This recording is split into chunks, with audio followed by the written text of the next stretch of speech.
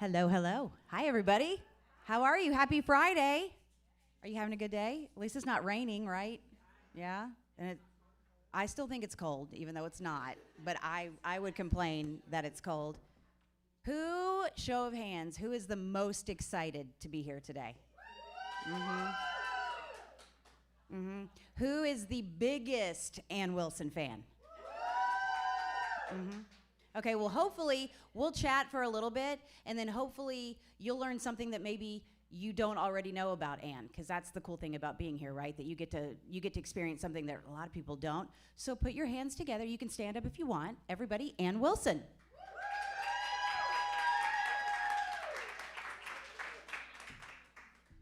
Where are you gonna? Are you gonna be here? I'm gonna sit here. Okay. Well, then I'm gonna sit here. Oh, and I forgot to say hi. I'm Kristen Gates. I do the afternoon show at 94.9 The Bull. When you're not listening to your Jesus, you can listen to your country, and soon you'll be listening to Ann on your country. All right, so Ann and I got to meet CMA week. Yes. And had never. But then you meet her, and you listen to her perform, and you sort of think like, I want to know everything about this person. So I think a lot of us in here, we know your story, but we're going to go a little maybe deeper. I've got some questions that maybe go a little deeper than that.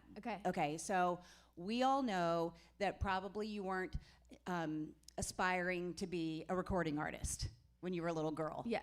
You wanted to be an astronaut. Which I still think is a cool job too. But it took tragedy to sort of push you into this thing that you're doing now. Yeah. Before the loss of your brother, you were singing, you were playing piano, but were you doing it publicly anywhere, or are you just doing it at home? No, very private. Not even in front of my family, like just by myself.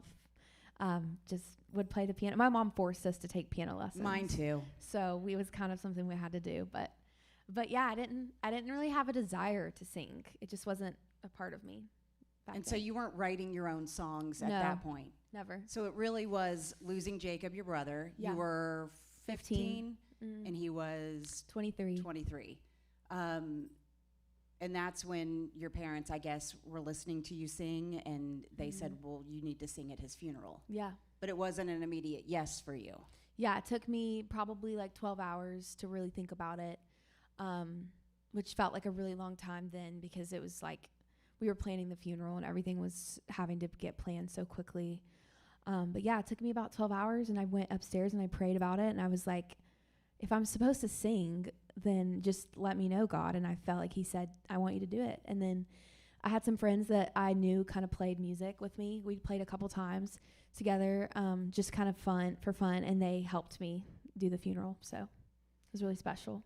There's also a thing about your story too, and it resonates. I'm sure it probably resonates with you guys too, and it really doesn't matter how old you are. I think all of us in our lives at a certain point, maybe it's a season, we feel like we have this really strong relationship with God.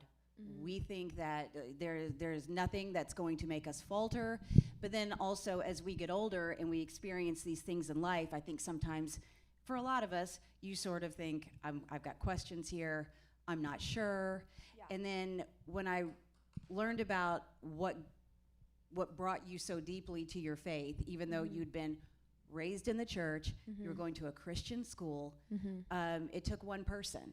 And I thought, isn't that so the way that it could be one person, one piece of scripture, one testimony, does not matter where you are in your life. It can be one person that has this powerful impact on you and just walks you right back to your faith. Yeah. Yeah. It's so special. And now you sort of are that person for a lot of people. I know. It's so cool. And it's so not grateful. daunting in any, you don't feel like there's a pressure that you I have do. to walk. I definitely feel like there's a pressure, but it's like, I just remember that it's not in my own strength doing it, you know, but I do have testimony. Someone told me the other day at a show that my music kept her from taking her life. And like, that's a big thing to carry, but it's so special, you know, that my music can impact people that way. Yeah, you kind of won after that, right? Yeah. If you can have a positive impact on one person in your life and an impact like that, really nothing else matters. Yes. Right? Everything else is icing on the cake. Yeah. My Jesus, the video. How much of that, you guys have seen that video, correct? Yep. How much of that video really did happen? Did you sit there as a young girl and watch your parents struggling the way they did? And probably what you're feeling is, I feel like I'm being the strength in this family, and I'm not breaking through. I did. That was very accurate. I don't know what it was, but my parents obviously were very upset, as any parent would be that loses their child. But there was just this sense of, like, I felt like they weren't going to make it. And I just, like, as a 15-year-old, I kind of felt like I had to carry the weight of the grief for my parents. And I just remember thinking, like, they're not going to survive this. So I just kind of had to be really hands-on, and I felt like I had to be the strength for my family, which ended up being really hard for me, because then 2 years after he passed away, I had to go to counseling and really, like, unpack a lot of that I had shoved down to be strong for my family. But yeah, I was the first person that really, like, turned to God. As we kind of have a thing in our family where we each had a moment where we decided to turn to God in that time, where we knew we couldn't really do anymore in our own strength. And for me, I was the first to do that, and then I was able to really help my parents through, which was really special. And then once I started grieving myself, 2 years later, they were that for me, which was really cool. I so relate to that. Do you guys do that too? Sometimes I feel like I'm fine in the moment, in the storm, and then a year later, I need some serious therapy. I need to really, really talk about some things. Okay, so you've made it very clear to everybody that it was because of this tragic loss of your brother, which is what pushed you into this music thing. Yeah. You upload a video. I mean, we hear this story more and more now than ever before. As a person that's seasoned in radio, you didn't hear stories like this until the last few years of it literally takes a video to basically go viral, to get noticed, or a YouTube or a TikTok or an Instagram. And so then within 2 years, you're releasing. You're out there. Yeah. And then you've got this huge single in Christian music, and you're out there. It's it. So then what makes you say, which I agree with you, I think there is so much faith entwined in lyrics of country music songs, but I also think every song is a country music song. It just depends on what kind of guitar, if you're going to put a fiddle in it or not. So what made you say, as you're up this star that's rising and you're doing it, you know what though, I want to do country?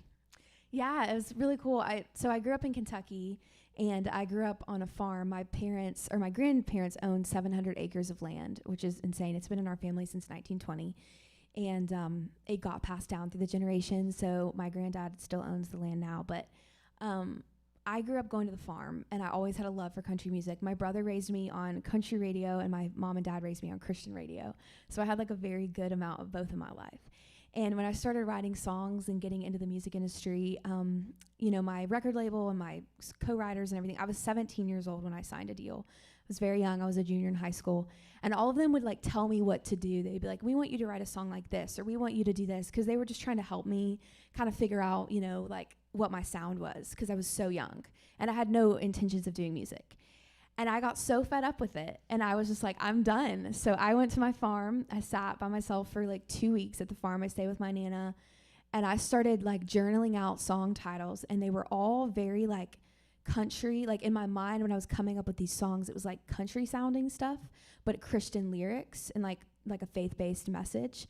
And I remember thinking, like, this is what I'm made to do. And I started listening to the music that I was raised on, like Johnny Cash and Dolly Parton. And I started, like, feeling like my soul was just filled up. And I was like, this is it. This is the sound. So one of the first songs I wrote was My Jesus, after I had kind of had that realization. And then my management called me, and they were like, this is it. This is you. Like, everything else that you've done in the past. And at that point, I had written 130 songs that were all just, like, in the trash. Like, was never going to use them again. And I don't plan on it ever, because they're horrible. And then I was like, okay, well, this is it. So then I started writing songs that just felt authentically me. And that's really why now I'm doing what I'm doing, because as I've gotten into the industry and started to kind of see people's reaction to something that's, I guess, never really been done before, so people don't know how to look at it, has been interesting. But I've had a lot of pushback from people saying, we love the message of your music, but it sounds way too country. And I kind of, like, that fuels me, and that gets me fired up to go do exactly the opposite of what people want me to do, which is change who I am.